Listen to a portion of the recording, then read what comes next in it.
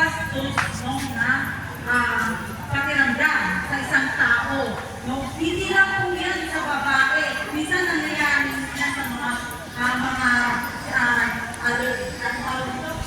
bisexual, no? Yung mga bakla na tawag natin. Na binabastos sila. No? Kung naglalakad sila, may mga harang na kalalakihan at babastusin sila. So, hindi lang po yan ang pinaprotektahan ng mga bata at mga hindi po ang kagandahan. No?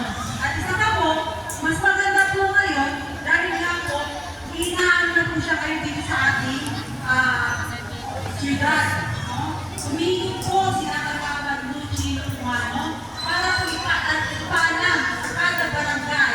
No? Sa barangay po namin sa Gordon Heights, kasi doon po ako ng station ngayon, Gordon Heights, Matayuan, sa Salita, yan po ang mga barangay. No? So, maraming barangay po yung kasasakupan ko.